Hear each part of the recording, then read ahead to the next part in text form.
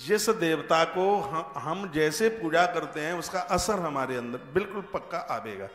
रामायण में कथा आती है, संध्या का समय था, चंद्रमा निकल करके आ गए थे, तो हनुमान जी ये सब बैठे थे प्रभु के पास में। तो भगवान ने कहा कि ये चंद्रमा में श्यामलता कैसे दिखाई दे रही है, ये सांवला क्यों दिखाई दे रहा है। तो सब लोग अपना अपना बताने लगे। सबसे पहले सुग्रीव को पूछा गया, तो सुग्रीव ने कहा धरती की परछाई पड़ रही है इसलिए काला दिख रहा है। अच्छा, विभीषण को पूछा कि तुम बताइए, तो उसने कहा राहु की लात पड़ी है और जिस जगह पर चोट लगती है वहां काला पड़ जाता है इसलिए कालापन दिखाई दे रहा है।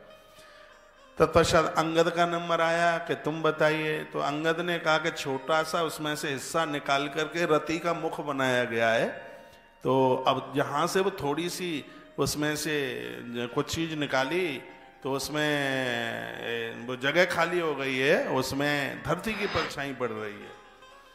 और ये सबने बोल दिया। उसके बाद हनुमान जी का नंबर आया।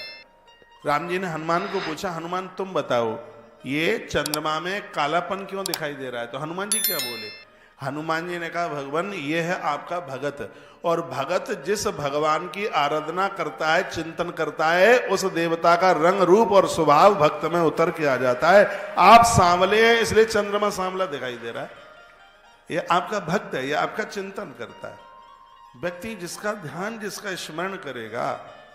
हम भैरव बाबा के सामने बैठे रहेंगे तो निश्चित रूप से, मैं ये नहीं कह रहा हूं कि भैरव बाबा को अपना पूजें, जाइए बंदन प्रणाम कीजिए, लेकिन भैरव बाबा को मंदिर में ही रहने दीजिए।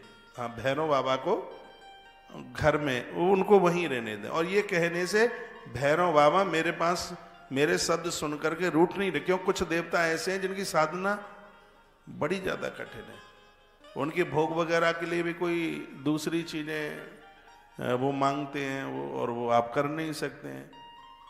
तो फिर ऐसे देवताओं को वहां रख लो जो चावल पानी से ही जिनका काम पूरा हो जाए, फूल पत्तियों से ही काम पूरा हो जाए। तो फिर ऐसा कर लीजिएगा आप।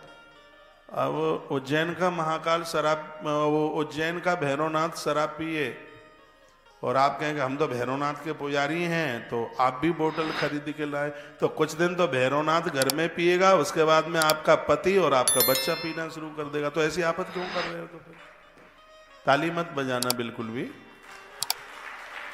और मैं तो उज्जैन में भी यह बोलता हूं कि उज्जैन के भैरवनाथ को मत पिलाओ शराब, वो कभी भी नहीं रूठेगा। मैं जब उज्जैन गया, सावन में तो जाता ही हूँ, भैरवनाथ के दर्शन करने के लिए जाता हूँ, मैंने आज तक कभी उनको शराब नहीं चढ़ाई।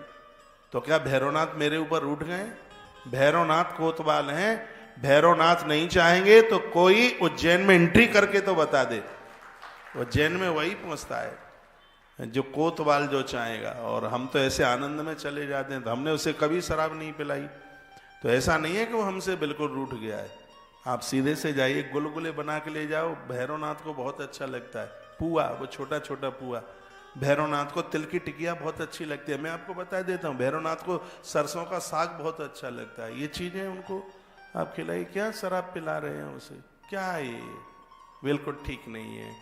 बहुत लोग भवानी के मंदिर में मुर्गा काट के ले जाएंगे, भैंसा काट के ले जाएंगे, बकरे काट के ले जाएंगे, क्या बात आप करते हैं। इसका नाम जगदम्बा है। ये जगदम्बा इंसानों की माँ है, तो क्या वो भेड़ बकरों की माँ नहीं है। ऐसी कौन माँ होगी जो अपने दरबार में जीव की हत्या चाहेगी, कभी नहीं हो सकता। ये लोगों ने सब अपने पेटों का साधन बना लिया, ये गलती कभी भी मत करना। हम तो कह देंगे हे दुर्गा मैया यदि तुझे भैंसा चाहिए तो तू बैठ अपने घर और हम बैठे हैं अपने घर। हम ऐसी पूजा बिल्कुल नहीं कर पाएंगे। हे भैरवनाथ तुम्हें शराब चाहिए तो पीते रहो तुम अपने आप, हम नहीं पिलाने वाले। अरे वो मांगता ही नहीं है। ये देवता तो इतने अच्छे हैं, इतने बढ़िया हैं, वो नहीं मानते, नहीं मानते। तो मैं फिर एक बात आपको निवेदन करूंगा कि जिस प्रतिमा के सन्मुख हम बैठेंगे उसका हाव भाव हमारे अंतस में उतर करके आ जाएगा। इसलिए घर में